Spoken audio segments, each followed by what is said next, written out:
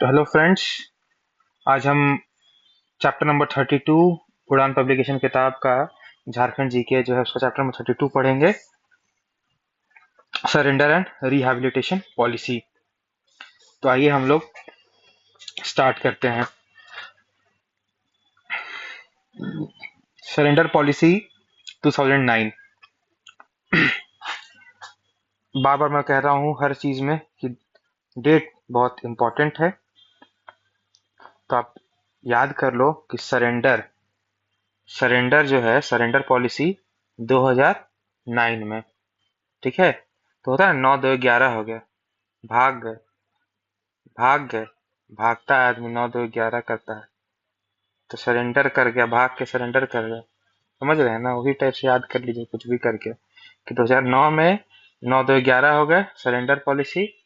तो surrender policy है आपका 2009 में अनाउंस हुआ है। ठीक है।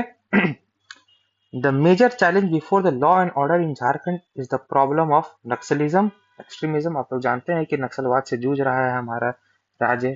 तो Ranchi, Gumla, Khunti, Simdega, Lohardaga, Palamu, Latehar, Garhwa, Chatra, Hazaribagh, Giridih, Koderma, Bokaro, Dhanbad, Ramgarh, east Singhbhum, west Singhbhum, Seraikela, Kharsawan are included in the list of seriously affected districts. However, the remaining districts are also showing incidences of Naxalism. आप देख रहे हैं ना, इतना जिला का मैं नाम पढ़ा, ये सब जिला जो है वो सीरियसली अफेक्टेड है, और जो कुछ जिला जो बचा है वो भी कहीं ना कहीं दिखाता है कि नक्सलिज्म से प्रभावित है। This problem has been taken up as a challenge since when Jharkhand came into existence, and successes have also been made which resulted in tumbling the morale of Naxal activities. जब से झारखंड बना तब से हम ऐसा देख रहे हैं, और हम हमारे तरफ से हमें सक्सेस भी मिला है कि हम ये सब जो नक्सल एक्टिविटीज के जो मोराल है उनका उनको हम लोग उनको तोड़े हैं, उनको उसको गिराने के ऊपर काम किए हैं। It can be said on the basis of information received through various sources that many individuals have joined the Naxal activity under misguidance, but now they are realizing their mistakes and are eager to return to the mainstream of the society. तो देख ही रहे हैं कि बहुत सारे लोग जो नक्सल जो है वो फिर से main stream of the society में इंटर करना की चाहत रखते हैं लोग। तो जो surrender policy was introduced in the year 2001। 2001 क्यों लिखा है भाई?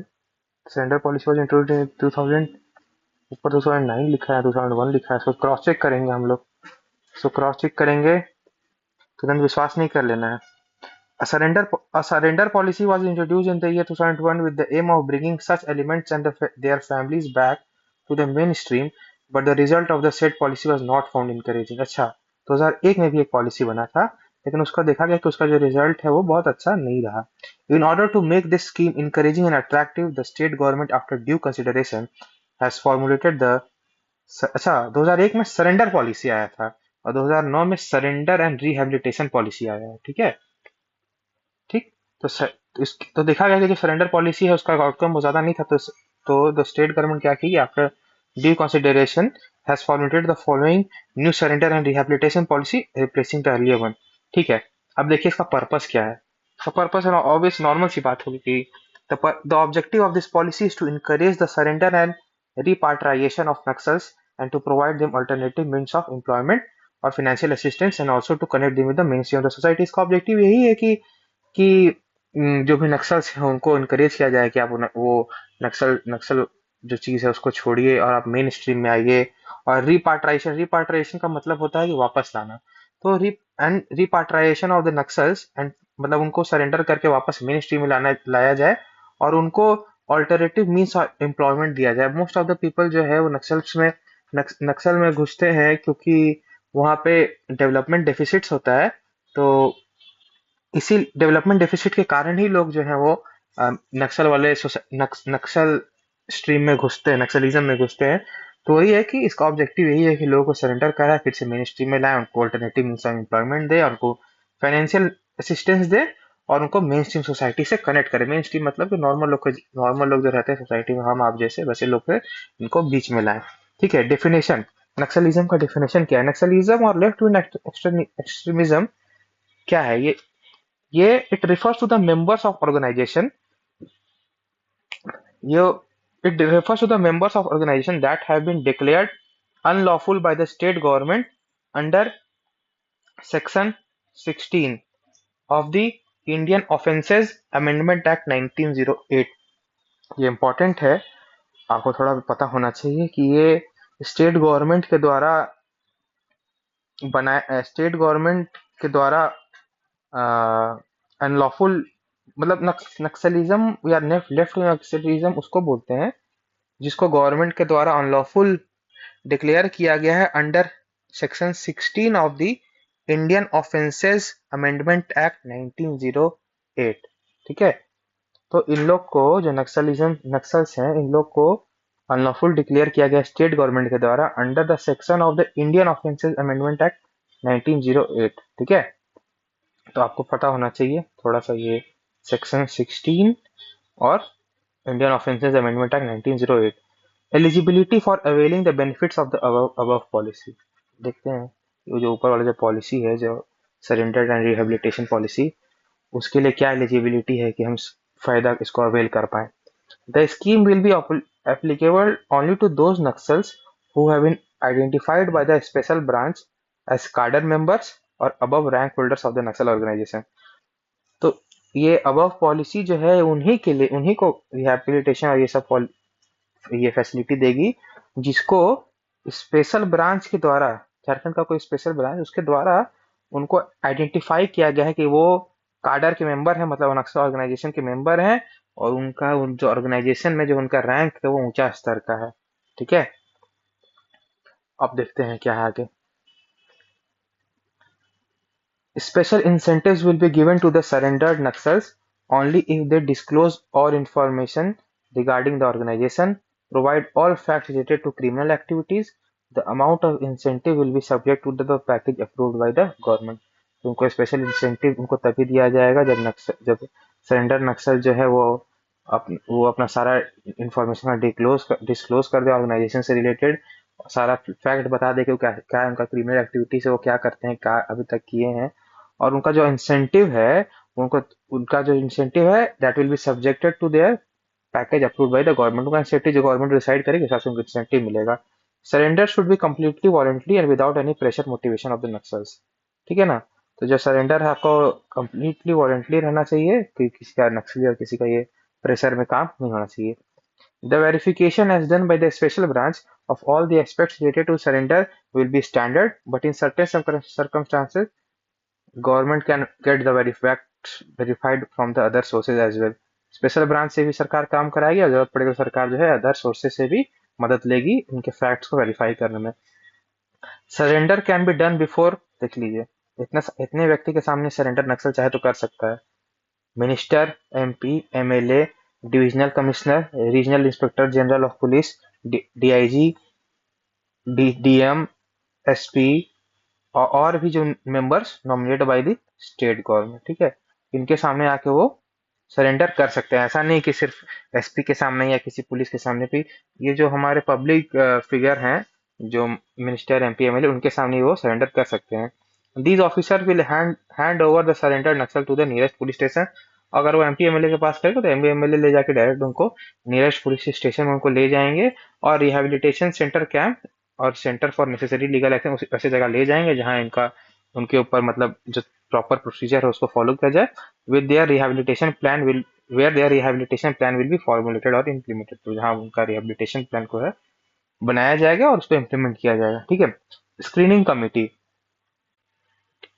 the decision to accept the surrender of the each Naxal will be taken by the screening committee।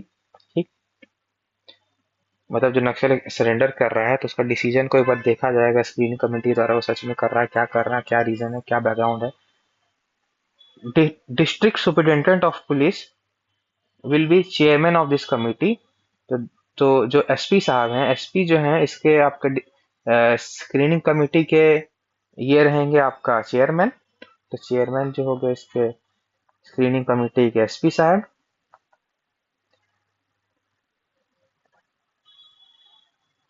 Screening committee, district superintendent will be the chairman of this committee, and district magistrate and DGP and official nominated by special branch shall be members of this committee।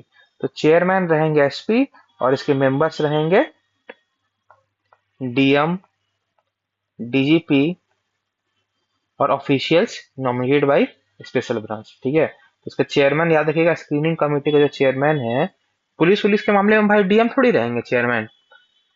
Police के मामले में भाई ये सब law and order वाला चीज है ना, पुलिस वाला चीज पे इसका जो हेड है वे रहेंगे एसपी, जिला के जो कप्तान होते हैं, पुलिस कप्तान, तो एसपी। ठीक।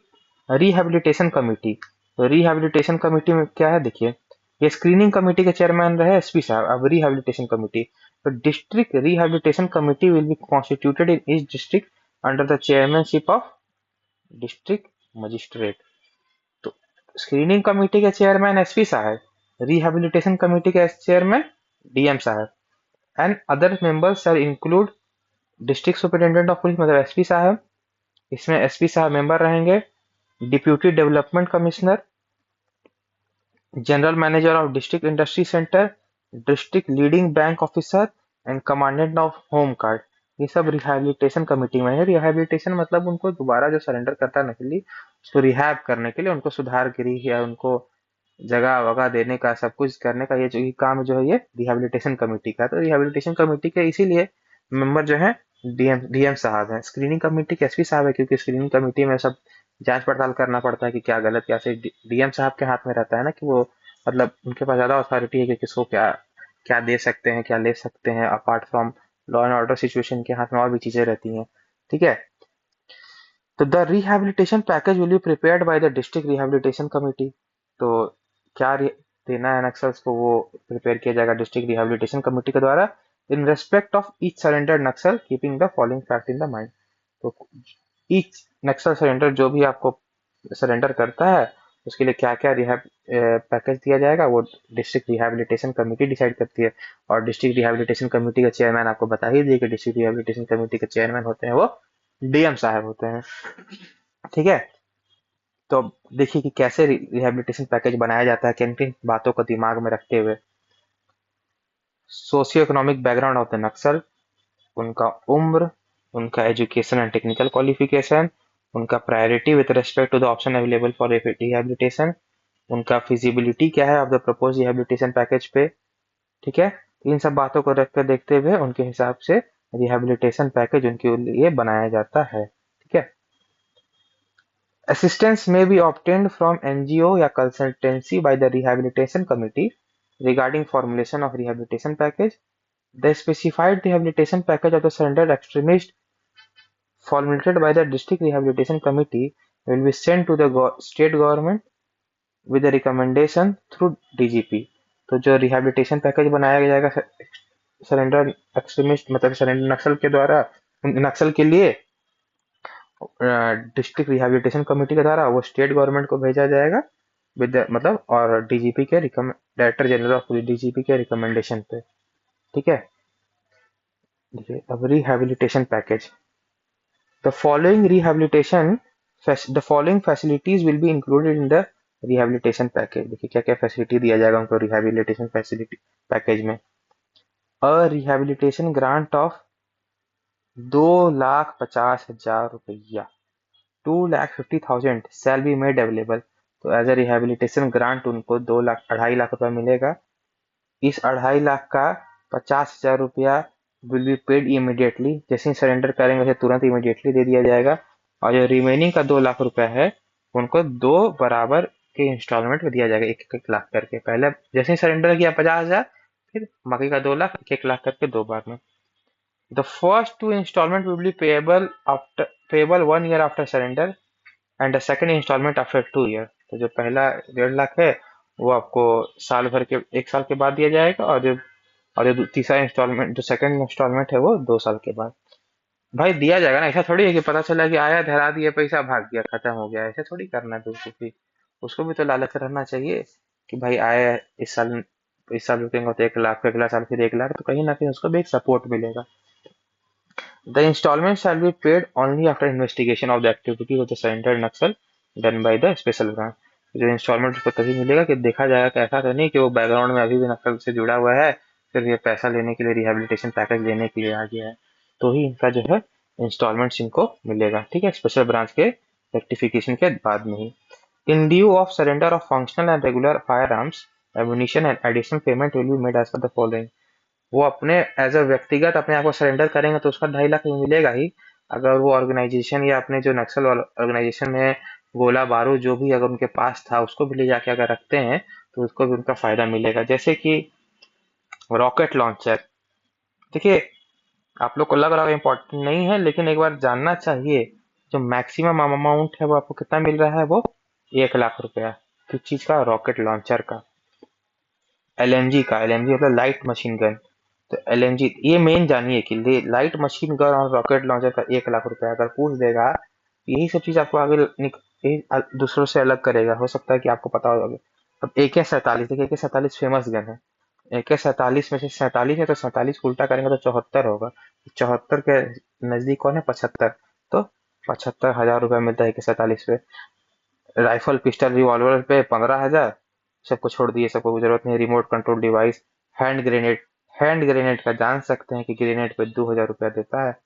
और वायरलेस सेट ये सब छोड़ दिए, इसमें रेंज दिया हुआ। आईईडी, आईईडी का फुल फॉर्म होता है impulsive explosive devices.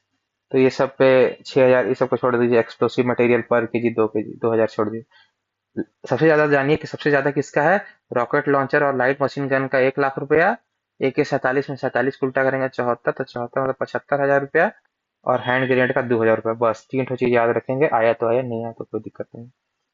Vocational training up to 1 year will be arranged by the rehabilitation committee on a stipend of 3,000 per month. उनको वोकेशनल ट्रेनिंग भी दिया जाएगा 1 साल के लिए, ठीक है। रिहेबिलिटेशन कमेटी इसको ऑर्गेनाइज करेगी। रिहेबिलिटेशन कमेटी का कौन है चेयरमैन? डिस्ट्रिक्ट रिहेबिलिटेशन कमेटी का चेयरमैन है डीएम साहब, ठीक है। और अगर उनको वोकेशनल ट्रेनिंग दिया जाएगा 1 साल के लिए, भाई अब मान लो नक्सल है, को कुछ आता तो नहीं है, मान लीजिए तो फिर किसी भी कहीं भी और को काम लगवाना तो कुछ तो काम सिखाना होगा ना, तो वोकेशनल ट्रेनिंग को दिया जाएगा। उसमें कितना उनको मिलेगा? महीने का ट्रेनिंग के साथ साथ उनको महीने का 3,000 रुपया भी मिलेगा, ताकि ये सब इंसेंटिव है भाई आप लोग को। भाई अब कोई लड़का बिगड़ जाता है घर का तो भाई उसको थोड़ा सा तो सपोर्ट करना ही पड़ता है। तो 3,000 रुपया महीना भी दिया जाएगा। In special circumstances in special circumstances the period of vocational training can be extended to more than 1 year, ठीक है। जरूरत पड़ेगा तो 1 साल से ज्यादा का भी ट्रेनिंग होगा। देखिए मैक्सिमम 4 डिसमल 4 डिसमिल जमीन जो है उन लोग को अलॉट किया जाएगा, मैक्सिमम। पता नहीं मैक्सिमम ऐसा क्यों लिखा है। तो मैक्सिमम 4 डिसमिल, डेसिमल लिख दिया है। 4 डिसमिल जो जमीन है उनको अलॉट किया जाएगा हाउस कंस्ट्रक्शन के लिए, ठीक।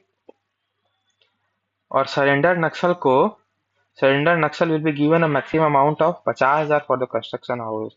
और मैक्सिमम जो है 50,000 रुपया दिया जाएगा हाउस कंस्ट्रक्शन के लिए। Arrangements will be made for free medical treatment to the extremist and his family in the government medical institution under the state. Free medical treatment उनके उनके परिवार के लिए उनका व्यवस्था कराया जाएगा। The Naxal himself and his sons and daughters will be provided the free education up to matriculation in government school. Naxal जो नक्सल है या नक्सल का बाल बच्चा है उनको भी अप टू मैट्रिकुलेशन क्लास 10 तक गवर्नमेंट स्कूल में पढ़ने के लिए फ्री एजुकेशन के लिए फैसिलिटी दिया जाएगा। अंडर द मुख्यमंत्री कन्यादान योजना, मुख्यमंत्री कन्यादान योजना के तहत जो वुमेन नक्सली हैं या जो नक्सल्स के बेटी हैं उनके लिए मुख्यमंत्री कन्यादान योजना के तहत उनको शादी के लिए सरकार की तरफ से ग्रांट मिलेगा, मनी ग्रांट मिलेगा, ठीक है। अब आ जाइए, if earlier any governmental reward has been declared on the Naxal who has surrender, then after surrender the declared reward amount would be given to him only, ठीक है। तो अगर नक्सल्स के द्वारा मतलब गवर्नमेंट के द्वारा कोई अमाउंट डिसाइड किया गया है कि जो नक्सल सरेंडर करेगा तो फिर तो अगर जो नक्सल जो सरेंडर करता है तो सारा पैसा जो है उसी को मिलेगा, ठीक है। On the surrender of various office bearers of the organisation the amount of reward announce will be paid as per appendix A. तो अपेंडिक्स ए में आप देख रहे हैं, अपेंडिक्स 1 जो है आपके राइट साइड वाले पेज में, इसमें देखिए लिखा हुआ है कि किस कैटेगरी के नक्सल को रिवॉर्ड सरेंडर करने पे किसको कितना कितना रुपया मिलेगा। हम लोग आगे बढ़ते हैं, ठीक है। इफ अ सरेंडरर आफ्टर सरेंडर, वो सरेंडर करता है नक्सली, वो सरेंडर के बाद उसको मार दिया जाता है नक्सल के द्वारा, उस ग्रुप के द्वारा, तो उसके परिवार को his families will be paid benefits, के परिवार को बेनिफिट दिया जाएगा in the light of government resolution number 423 dated 16/2/2006 and 369 dated 24/1/2008। ठीक है, सरकार का रिजोल्यूशन है 2006 और 2008 में आया है। 1 लाख रुपया मिलेगा अगर जो सरेंडर्ड नक्सल है उसको उसके ग्रुप के द्वारा मार दिया जाता है सरेंडर के बाद। एंड गवर्नमेंट जॉब भी दिया जाएगा। गवर्नमेंट जॉब भी दिया जाएगा उसके जो एलिजिबल डिपेंडेंट्स है उसके घर में। इवन अगर ऐसा नहीं है कि अगर वो क्रिमिनल है, हिस्ट्री शीट मतलब हिस्ट्री शीटर है, तो वो जरूरी नहीं कि उसको नहीं मिलेगा। नहीं, कैसा भी क्रिमिनल हो, अगर सरेंडर किया है और उसको सरेंडर करने के बाद भी मार दिया जाता है नक्सल के द्वारा, तो उसका सरकार के द्वारा इसको ये सब फायदा दिया जाएगा। उसके परिवार को 1 लाख रुपया दिया जाएगा, और उसके घर में कोई उसके ऊपर डिपेंडेंट्स हैं तो उसको सरकारी नौकरी दिया जाएगा। वो अगर भले ही क्रिमिनल हो, उससे कोई मतलब नहीं है। ठीक है, assistance will be given in obtaining loan up to 2 lakh रुपया। 2 लाख रुपया तक का लोन के लिए उनको हेल्प किया जाएगा ताकि वो 2 लाख लोन लेके सेल्फ एम्प्लॉयमेंट करें फ्रॉम नेशनल या cooperative bank. Against the interest payable on the amount received from the loan, the government will reimburse 50%। ठीक है, तो against the interest payable on the amount received from the loan, तो जो मान लीजिए उन लोग लोन लिया, उसका मान लीजिए इंटरेस्ट जो है 1 लाख रुपया इंटरेस्ट बढ़ गया, 2 लाख लिया तो उसका जो भी इंटरेस्ट आया, तो उसका जो क्या होता है कि उसमें जितना भी इंटरेस्ट आया उसका 50% जो है वो सरकार उनकी तरफ से भरेगी एज ए इंसेंटिव। और surrendered Naxals meeting the physical standards may be considered for appointment as police, home guard, special police officers.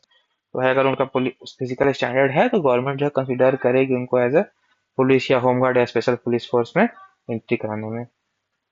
The director general, जो डीजीपी और आईजी जो है of police, will have the power to relax the prescribed physical standard under special circumstances. देख लीजिए, ये important है। पूछ देगा कि कौन है भाई, मान लीजिए कि एक नाटा आदमी है लेकिन उसको पुलिस में जाना है। नाटा इन द सेंस कि उसका जो रिक्वायर्ड हाइट से कम उसका हाइट है, लेकिन चाहती है कि उसको अगर चाह जाए डीजीपी साहब और आईजी साहब कि नहीं भाई इसको फिजिकल स्टैंडर्ड में रिलैक्सेशन देना चाहिए, तो डीजीपी साहब और आईजी साहब के रिकमेंडेशन से उनको स्पेशल सर्कमस्टांसेस में एंट्री मिल सकता है। तो टॉप के 2 पुलिस जो होते हैं, डीजीपी एंड आईजी, ठीक है ना, डीआईजी भी नहीं, एसपी भी नहीं, एसएसपी भी नहीं, सिर्फ टॉप के 2, डीजीपी और आईजी। ठीक। और लाइफ इंश्योरेंस ऑफ 5 लाख रुपए, 5 लाख रुपए का लाइफ इंश्योरेंस दिया जाएगा सरेंडर्ड नक्सल को बाय द स्टेट गवर्नमेंट।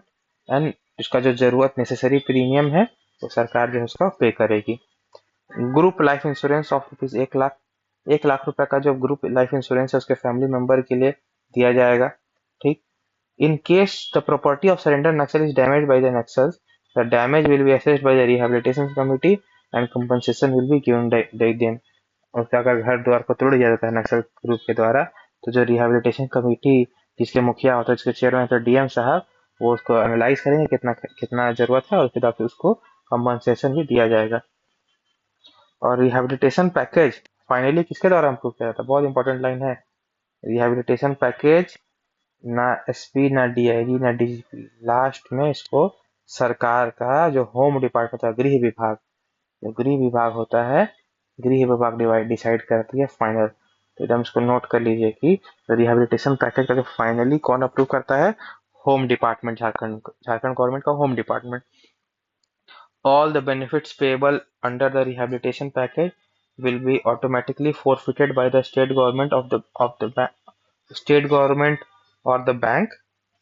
ठीक है, all the benefits payable under the rehabilitation package will be automatically forfeited by the state government or bank if the loan is not repaid, if the surrender Naxal again indulges in Naxal activities over a period of time। ठीक है, मान लीजिए इनको जो भी rehabilitation package दिया गया है और उसके बाद देखा गया कि फिर से इनका नक्सल गतिविधियों में इनका हस्तक्षेप है, तो जो भी इनको फैसिलिटी दिया गया है सारा चीज को फोरफिट कर दिया जाएगा, सारा चीज को रोक दिया जाएगा, वापस ले लिया जाएगा। ठीक है। और the final decision on the point whether the surrender Naxal is directly or indirectly involve will be at the state level. Final decision जो है वो स्टेट लेवल पे ही डिसाइड होगा कि वो नक्सल जो है फिर से इनडायरेक्टली और इनडायरेक्टली इन्वॉल्व है एक्सट्रीमिस्ट एक्टिविटी में। Court cases, heinous criminal cases pending against the surrendered Naxal shall be executed as per law. For other offenses, surrender will have the option of plea bargaining. ठीक है, अगर कोई heinous कोई एकदम खतरनाक criminal cases pending रहता है किसी भी नक्सल पे, उसके सरेंडर के समय तो वो जो है वो नॉर्मल लॉ की तरह चलेगा।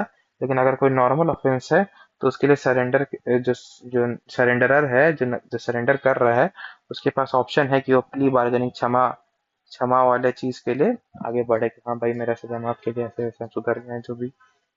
तो जो surrender Naxal will be provided free lawyer, surrender Naxal को सरकार के तरफ फ्री लॉयर प्रोवाइड किया जाएगा to fight his case.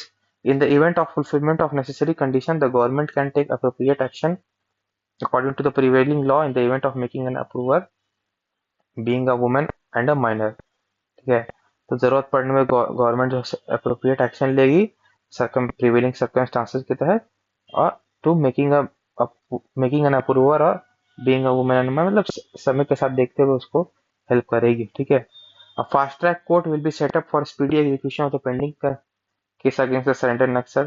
Surrender कर रहा है कि पर कोई क्रिमिनल या सिविल केस है तो उसके लिए हो सकता है कि फास्ट ट्रैक कोर्ट गठन करके उसका स्पीडी एग्जीक्यूशन किया जाए। In case of pending land dispute In case of pending land dispute being the reason behind the extradited Naxal involvement in Naxal activity, the related land dispute cases will be settled on priority basis from the available courts. ठीक है, अगर कोई land dispute है, land surrender जो है, जो surrender किया है वो कोई लैंड डिस्प्यूट में शामिल है, और वही लैंड डिस्प्यूट जो है उसके कारण है जिसके कारण वही कारण है जिसके कारण जो है नक्सल जो है उस नक्सल एक्टिविटीज में इन्वॉल्व हुआ था। तो तो जो सरेंडर के बाद क्या होगा कि जो रिलेटेड लैंड डिस्प्यूट केस है उसको प्रायोरिटी बेसिस में उसको खत्म किया जाएगा, उसको सेटल किया जाएगा। If both husband and wife surrender they will be treated as one unit. अगर हस्बैंड और वाइफ एक साथ सरेंडर करते हैं तो एक यूनिट, एक एक मतलब इनको एक ट्रीट किया जाता है। इसका मतलब क्या है, अच्छा सेंटेंस है, इसको समझिए।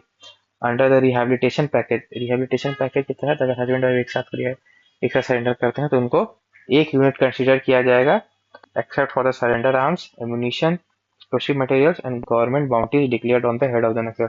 उनको एक यूनिट उनको ट्रीट किया जाएगा, लेकिन जो मान लिया आर्म सरेंडर किए, हमारे दोनों पास लाइट मशीन गन था, दोनों एक एक लाइट मशीन गन ला के रख दिया, तो लाइट मशीन गन का भाई दोनों को 1-1 लाख रुपया मिलेगा। अब जो एम्यूनिशन जो हैंड ग्रेनेड लाया था उसका 2-2 हजार मिलेगा, एक्सप्लोसिव मटेरियल लाया था तो 2 हजार रुपया पर केजी के हिसाब से मिलेगा। और गवर्नमेंट का जो बाउंटी है दोनों पे 50-50 लाख इनाम था तो दोनों को 50-50 मिलेगा।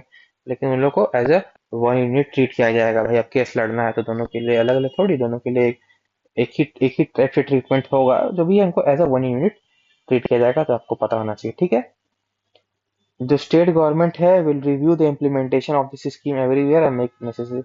स्टेट गवर्नमेंट जो है वो हर साल ये जो स्कीम है उसको देखेगी और जरूरत पड़ने पर जो भी संशोधन है उसको करेगी। The state government will have the power to amend the above provision in special circumstances as per the requirement.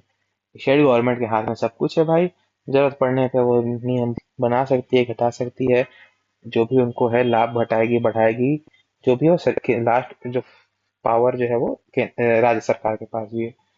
तो देखिए अपेंडिक्स 1 देखिए, इसमें लिखा हुआ है कि आप जो है किस पोजीशन पर रहेंगे और सरेंडर करेंगे तो आपको कितना मिलेगा।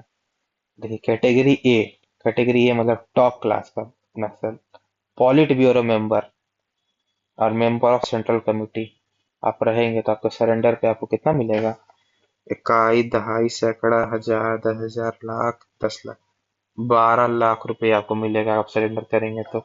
वो अपना छोड़ दीजिए, इनाम छोड़ दीजिए कि आपको कितना मिलेगा, आपको अवार्ड मिलेगा इतना। ठीक, आप टॉप का जान लीजिए कि 12 लाख है, बहुत मत जानिए नहीं तो आप भी नक्सली बन जाइएगा। बहुत पैसा देते रहे इन लोग को, 10 लाख, 10 लाख, 8 लाख, 7 लाख, 6 लाख, 5 लाख, 3 लाख, 1 लाख, 30,000।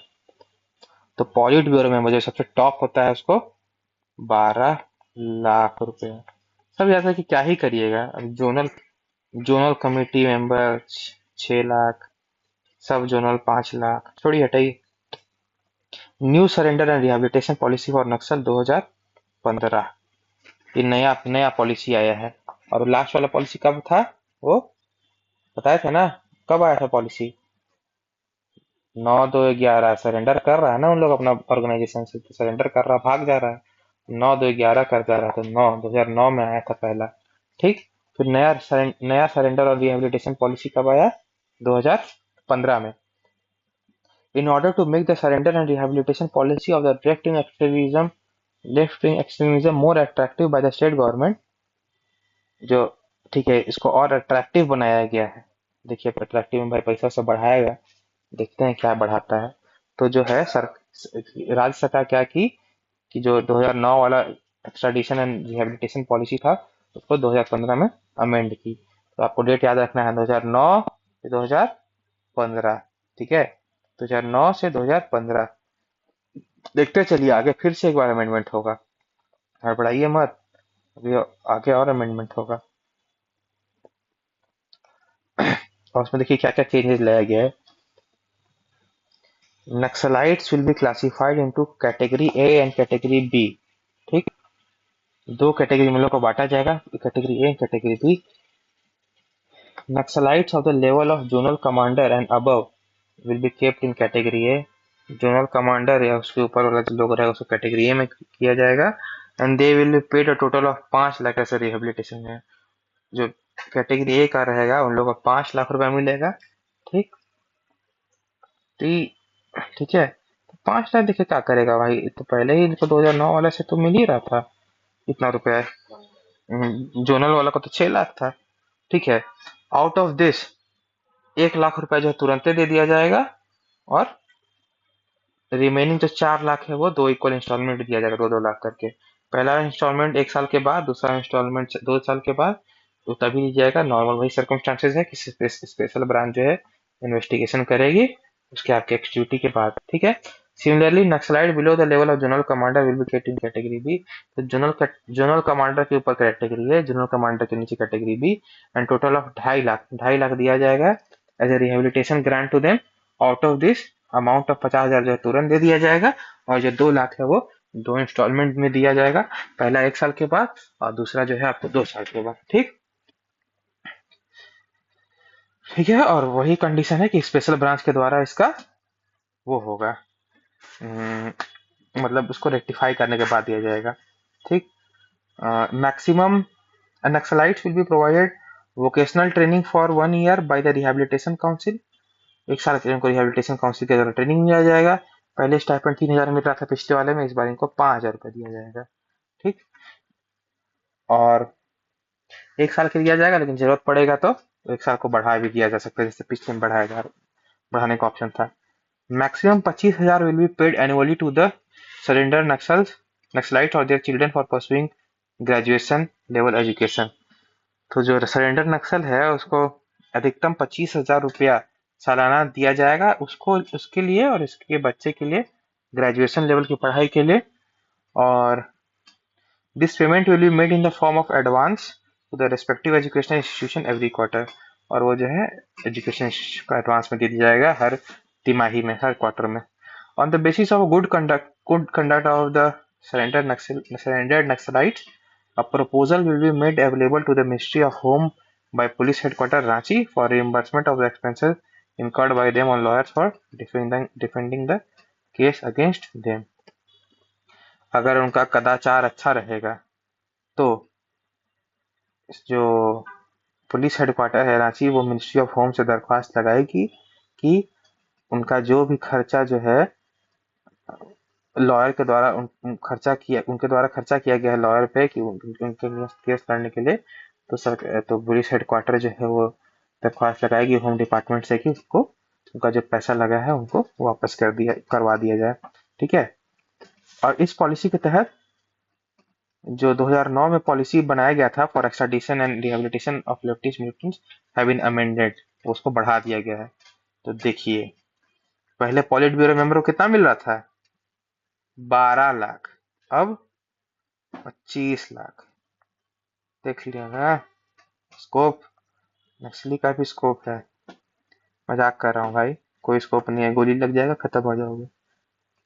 तो politburo member, member of special committee area, regional bureau member, ठीक है, 25 लाख। टॉप जो है नक्सली कैटेगरी का ये और बस इतना क्या, 25 लाख जानिए कि पॉलिट ब्यूरो मेंबर का 25 लाख है। आप कितना याद करिएगा, एरिया कमांडर वो कमांडर। ठीक है, देखिए क्या लिखा है, by partially amending the above policy in September 2015, the तो देखिए 2015 सितंबर 2015 में the award amount given for central committee या सेक्रेटरी या politburo member committee has increase from 25 lakh to 1 crore. देख रहे हैं ना, ये जो 2015 में जो आया था 25 लाख के लिए, उसको फिर से इंक्रीज करके 25 लाख को कर दिया गया है 1 करोड़। अगर आप पॉलिट ब्यूरो के मेंबर हैं, टॉप नक्सली हैं, ठीक है।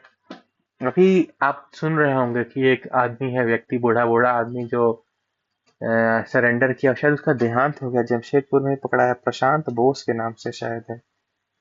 वो नक्सली क्या, वो भी बहुत टॉप लेवल का नक्सली था। तो कोई समय होगा तो एक बार गो थ्रू करिएगा। तो बाई तो 2015 में जो आया था कि पॉलिट ब्यूरो मेंबर को जो है 25 लाख मिलेगा सरेंडर के लिए, अब उसको बढ़ा के कर दिया गया 4 गुना, 1 करोड़ रुपया। ठीक, ये 2015 का था। आपको मैं बताया ना कि 2018 में फिर से ये आपका अमेंड हुआ है। देखिए 2018 का कहानी, in order to make the surrender and rehabilitation policy of the left wing extremism more attractive, इसमें और अट्रैक्टिव किया गया है। ठीक है, 2018, सबसे पहले 2018 डेट को आप याद करिए। 2018 तो 9/2/11 से सरेंडर किया, फिर 9 के बाद आ गया इनका 15 में, और 9 दूनी 18। तो 3 डेट आपको याद रखना है, 9/15/18, 9/15/18। तो 9 और 18 तो रिलेटेड है, खाली बीच का आपको याद रखना है 15। ठीक है ना, ठीक, तो आप याद रखिएगा 9/15/18 हो गया, 9/2/11 नहीं हुआ, ये 9/15/18 हो गया। ठीक, तीनों जो है 3 का टेबल में आता है। ठीक, तो ऑड नंबर है तीनों, 9, 15, 18। तीनों ऑड नहीं है, सॉरी, एक इवन भी है। तो 9, 15, 18 तीनों 3 का टेबल में आता है। ठीक है, तो 2015 में जो सरेंडर एंड रिहेबिलिटेशन पॉलिसी था उसको अमेंड किया गया 2018 में। अब देखिए क्या है, यही है, कुछ है नहीं खास, कि below mentioned facilities would be given, जो बिलो फैसिलिटी मिल रहा है वो सब दिया जाएगा। आप देखिए क्या क्या है, कैटेगराइजेशन ऑफ नक्सली in category A and category B, category A और कैटेगरी बी में उनको कैटेगराइजेशन किया जाएगा। जोनल कमांडर से ऊपर का जो रहेगा, जोनल कमांडर रहेगा, उसको कैटेगरी ए में रखा जाएगा, और उनको जो है रिहेबिलिटेशन ग्रांट जो है वो 6 लाख रुपया दिया जाएगा, जिसमें कि सरेंडर करने पे 2 लाख जो है तुरंत दिया जाएगा, बाकी का 4 लाख जो है 2 इंस्टॉलमेंट में दिया जाएगा। पहला इंस्टॉलमेंट 1 साल के बाद, दूसरा इंस्टॉलमेंट 2 साल के बाद। और जो नक्सलाइट जो है जोनल कमांडर के नीचे वाला रैंक में है, उसको बी कैटेगरी में रखा जाएगा, और जिनको रिहेबिलिटेशन पैक के 3 लाख रुपया दिया जाएगा, जिसका कि 1 लाख रुपया तुरंत दिया जाएगा, बाकी का 2 लाख जो है 1 लाख पहला 1 साल के बाद, दूसरा जो दूसरा लाख है वो दूसरा साल के बाद दिया जाएगा। ये सब कब किया जाएगा, स्पेशल ब्रांच के इन्वेस्टिगेशन के बाद। ठीक है, अब देखिए वही है कि in lieu of the surrender of working regular firearms ammunition, जो उनका फायर आर्म है, शस्त्र अस्त्र है, उसको भी सरेंडर, उसको भी ला के रखते हैं, तो एडिशनल पेमेंट दिया जाएगा। वही है जैसे पहले था। रॉकेट लॉन्चर और लाइट मशीन गन का 1 लाख, और AK-47 को 74 को 75 कर देंगे, 75,000, और हैंड ग्रेनेड का 2,000 रुपया। बस इतना याद रखिए, ज्यादा मत याद रखिए। ठीक, according to the qualification and interest of the surrender militant, the rehabilitation committee will make arrangement for vocational training, and various facilities will be available in the skill development centers run by skill development department Jharkhand in the various district। तो उनके qualification और उनके interest के हिसाब से जो militant surrender करते हैं उनको रिहेबिलिटेशन कमेटी का चेयरमैन डिस्ट्रिक्ट मजिस्ट्रेट। तो रिहेबिलिटेशन कमेटी जो है अरेंजमेंट करेगी उनके वोकेशनल ट्रेनिंग के लिए। कोई भी faculties available skill development centre में उनको उनका वोकेशनल ट्रेनिंग के लिए व्यवस्था करेगी, स्किल डेवलपमेंट डिपार्टमेंट झारखंड के द्वारा जो होता है। ठीक, अब आ जाइए, जो 3,000 था महीना का स्टाइपेंड, उसको बढ़ा के 5,000 किया गया, फिर उसको कर दिया गया 6,000 रुपये महीना। वोकेशनल ट्रेनिंग तो करेंगे ही 1 साल तक के लिए, उनको 6,000 रुपये महीना स्टाइपेंड मिलेगा, और सर्कमस्टांसेस में जो है उनका जो ट्रेनिंग है उसको 1 साल से ऊपर बढ़ा भी दिया सकता है। वही अभी तक क्राइटेरिया चल रहा है, मैक्सिमम 4 डिसमिल लैंड मिलेगा उनको घर पर आने के लिए। और अगर सरेंडर मिलिटेंट्स है, देखिए इसमें नया पॉइंट जुड़ रहा है, ये इम्पोर्टेंट है। इसको अंडरलाइन कर लीजिए अगर आप लोग अंडरलाइन किए नहीं किए तो।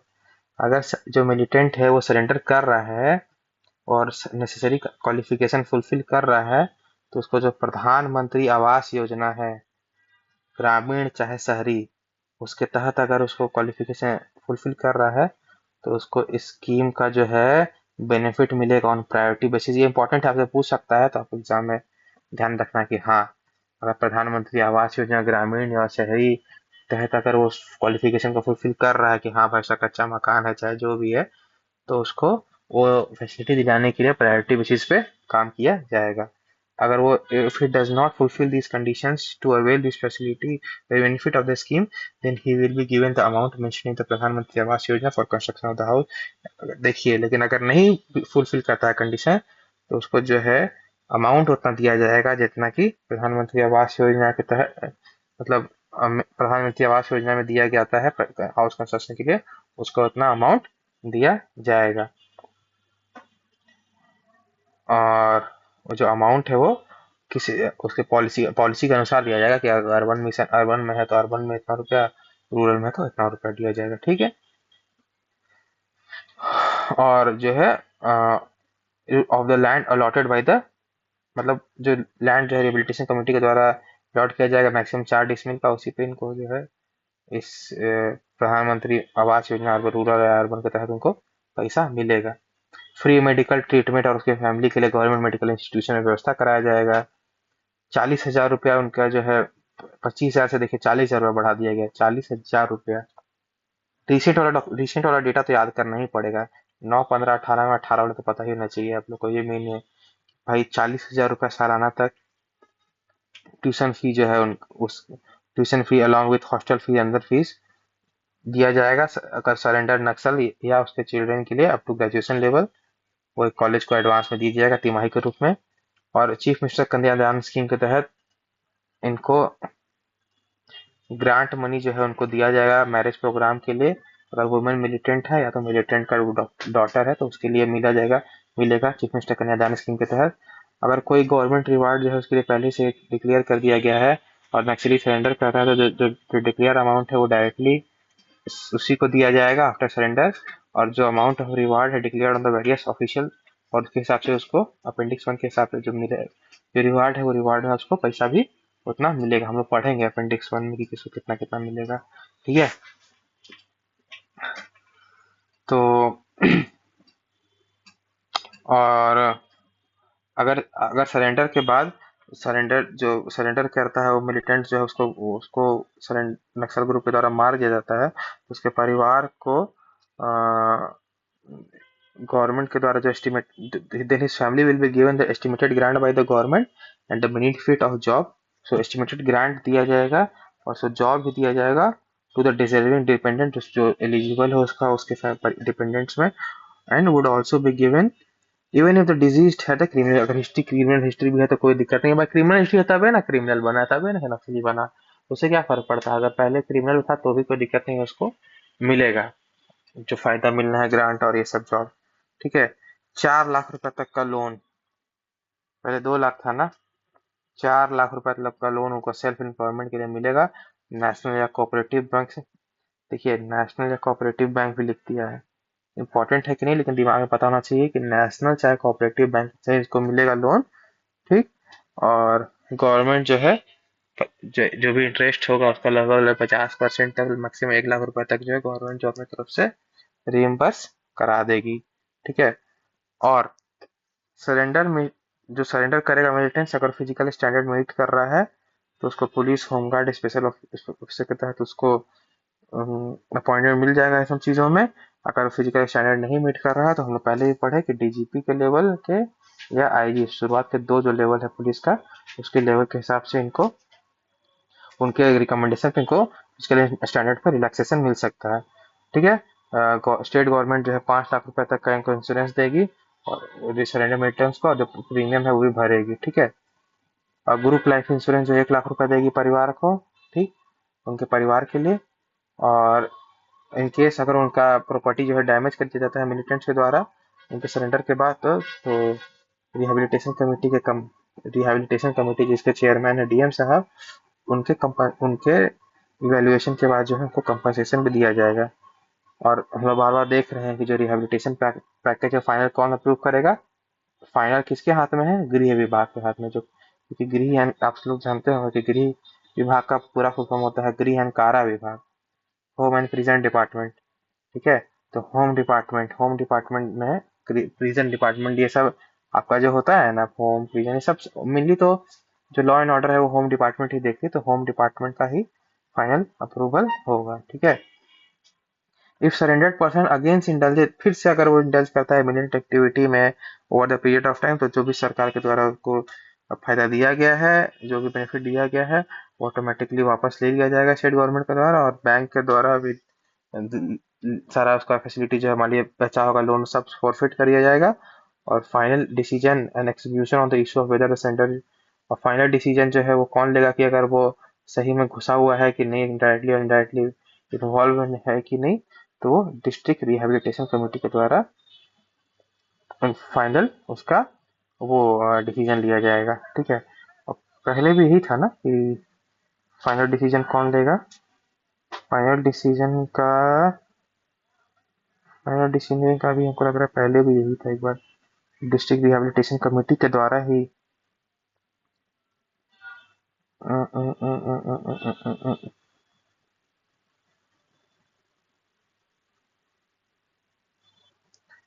शायद यही था डिस्ट्रिक्ट, मुझे कहीं याद आ रहा है कि फाइनल डिसीजन जो है ये लेगा कि वो छोड़ा है कि डायरेक्टली और इनडायरेक्टली इन्वॉल्व है।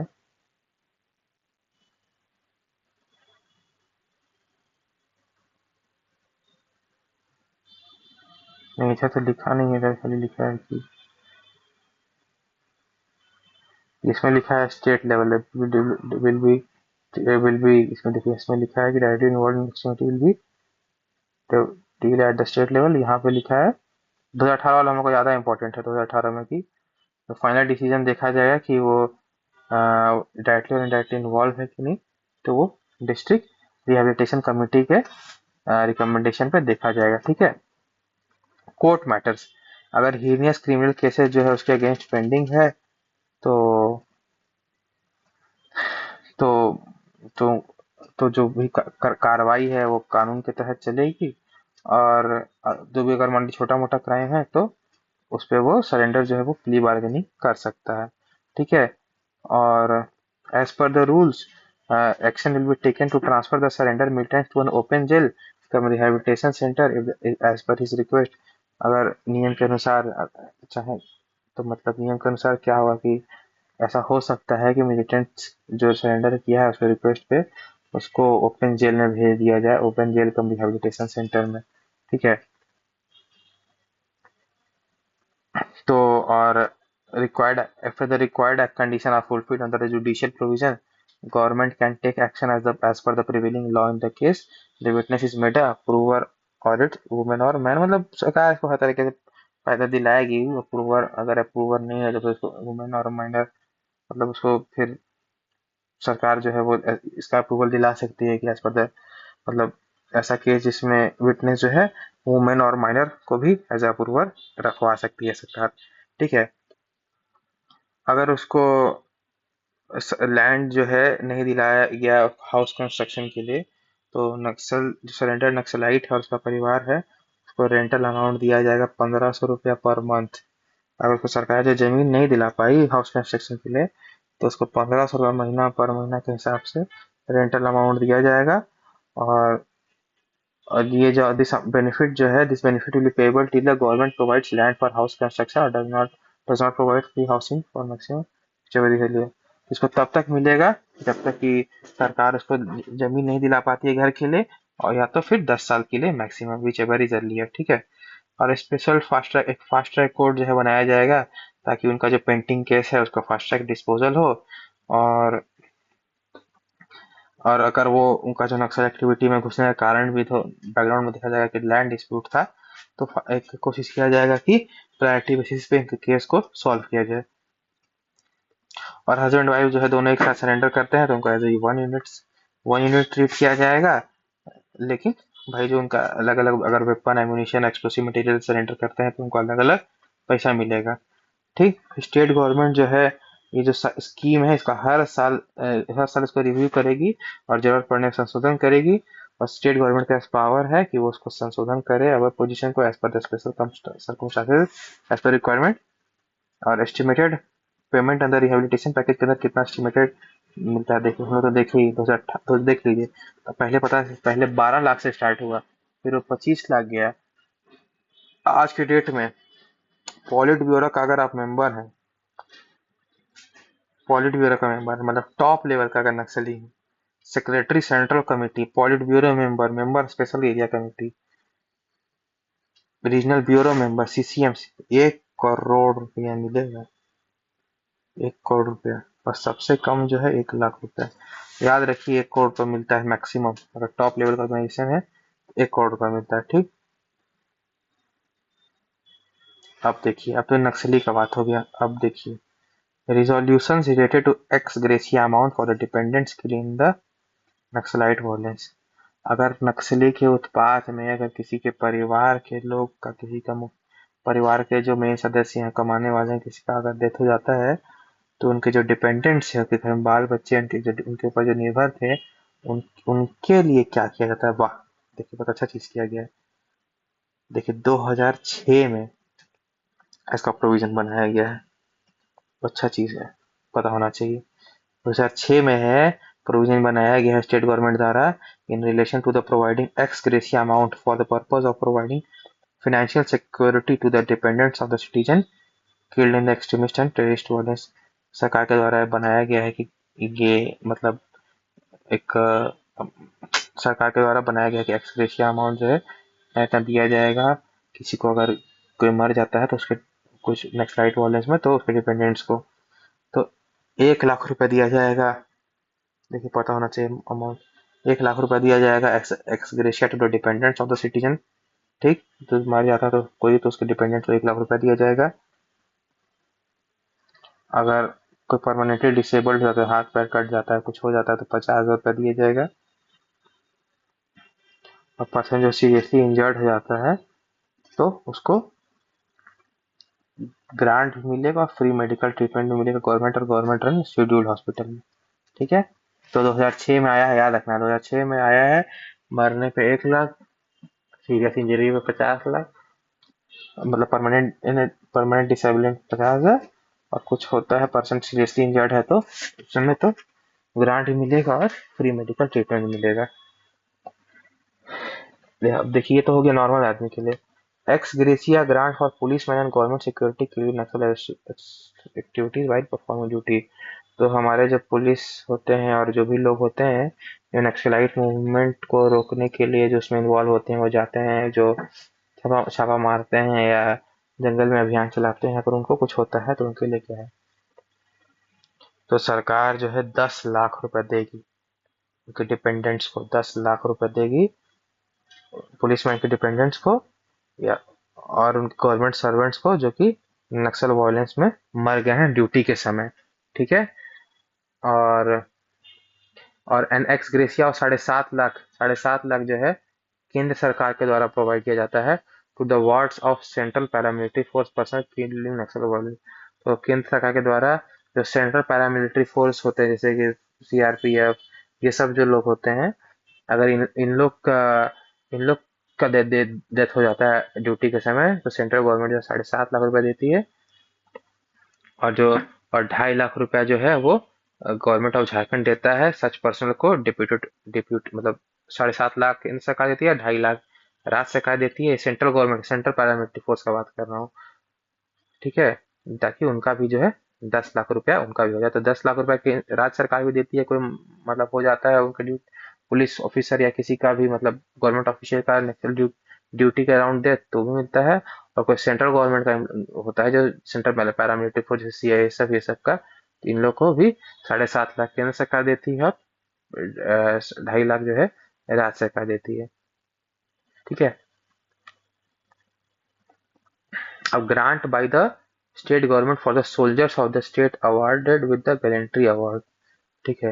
राज्य सरकार के द्वारा जो भी सोल्जर हैं, जो भी सोल्जर्स हैं, उनको उनके एक्टिविटी पे, उनके उनके अचीवमेंट पे गैलेंट्री अवार्ड दिया जाता है। ठीक है।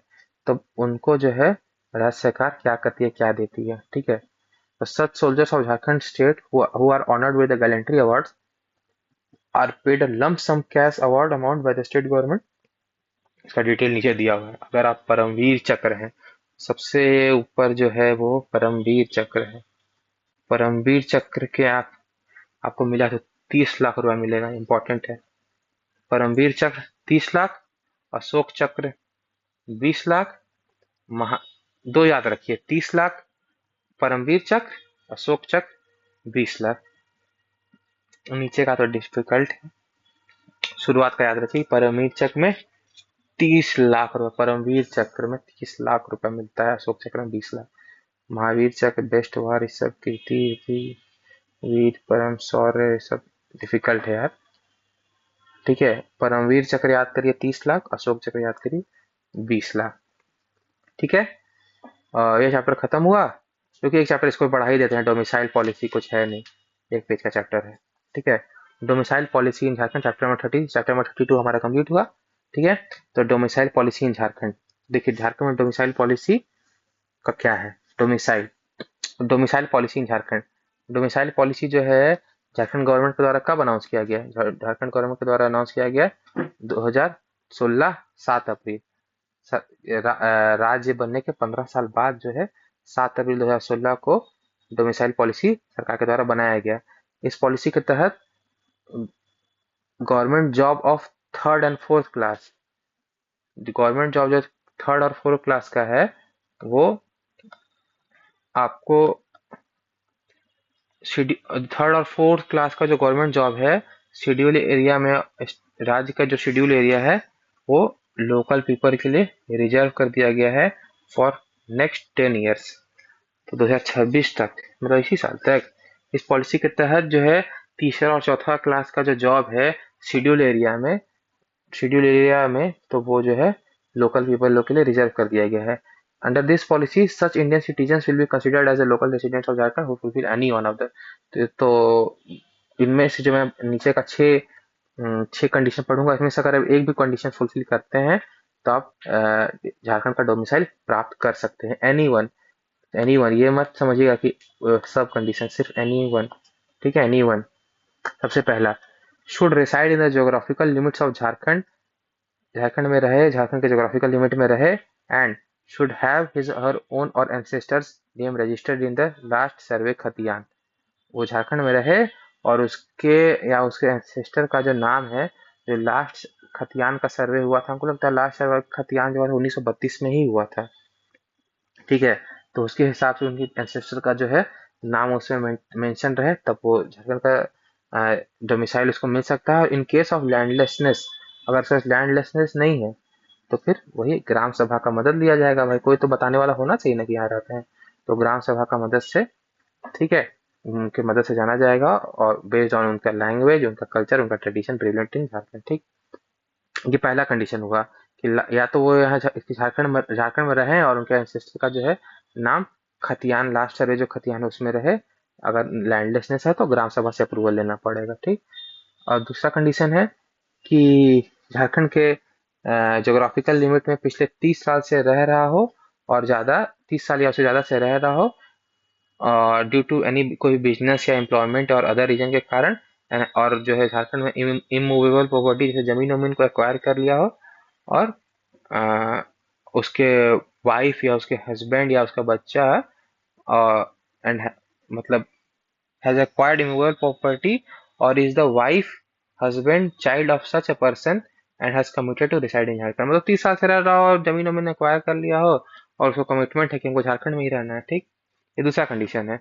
देखिए 30 साल वाला, एक खतियान वाला।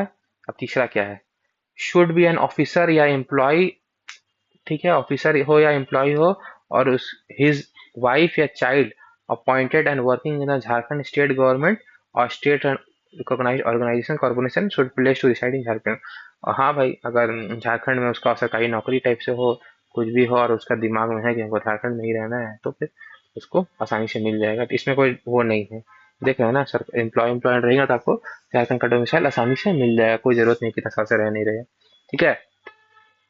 और कोई भी officer employ government of India का है जो कि झारखंड स्टेट में रह रहा है अपने वाइफ अपने बच्चे के साथ, और उसको भी मन है, उसको भी कमिटमेंट है कि हम झारखंड में रहेंगे, तो उनको भी आसानी से मिल जाएगा। सरकारी एम्प्लॉय रहेगा तो वो कोई दिक्कत नहीं, आसानी से मिल जाएगा, ठीक है। The person appointed on any constitutional or legal post of the state Jharkhand should be a wife husband or, ठीक है, तो कॉन्स्टिट्यूशन पोस्ट पे भी रहेंगे। जैसे कॉन्स्टिट्यूशन पोस्ट जिनका पोस्ट, जैसे अब कॉन्स्टिट्यूशनल पोस्ट हमको लगता है कि हाई कोर्ट जज, ये सब जो है सब कॉन्स्टिट्यूशन पोस्ट ही है। तो ये सब जो कॉन्स्टिट्यूशन पोस्ट आपका जेपीएससी के जो चेयरमैन है, तो ये सब अगर ये सब का पोस्ट पर रहेंगे तो आप चाहेंगे तो आपको झारखंड का डोमिसाइल मिल जाएगा, ठीक है। तो छठा कंडीशन क्या है, वो सच पर्सन जो कि झारखंड में बॉर्न हुए हो और वो अपना एजुकेशन जो है क्लास 10 तक यहाँ पे कंप्लीट किए हो, तो उनको आसानी से यहाँ का डोमिसाइल मिल जाएगा, ठीक है। झारखंड में बॉर्न और अपना एजुकेशन क्लास 10 का वो यहाँ तक पूरा किए हो, ठीक है, क्लास 10 तक, और equivalent level from recognised institution located in Jharkhand and affirms the commitment to reside in the Jharkhand, उनका कमिटमेंट है कि उनको झारखंड में रहना है, ठीक है। The present Jharkhand government announce to replace this policy with the khatiyan based domicile policy of 1932। जो गवर्नमेंट है वो अनाउंस किया है कि जो पॉलिसी है डोमिसाइल वाला, इसको रिप्लेस करेगी खतियान बेस्ड पॉलिसी 1932 वाला। Proposal related to this was also forwarded for the approval of the governor of the state. ये ये proposal governor of the state के पास भी गया था, इसको साइन कर दिया प्रपोजल बन के, लेकिन गवर्नर जो है नहीं अप्रूव किए,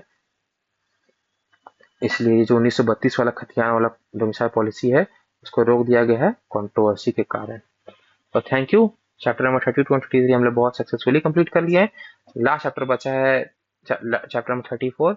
ये थोड़ा सा बड़ा चैप्टर है लेकिन हम लोग कोशिश करेंगे खत्म करने का, ठीक है। Thank you, have a nice day.